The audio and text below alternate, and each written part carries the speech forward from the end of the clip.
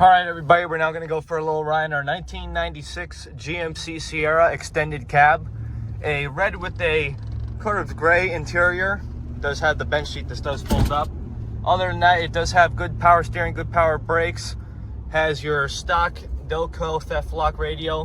What's really nice about this truck is it does have low mileage. It only has 105,000 miles.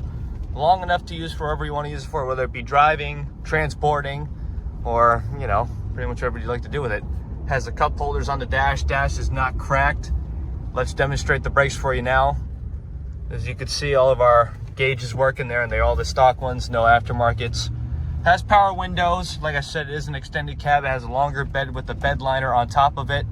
The bed is in fact painted the same color as the truck.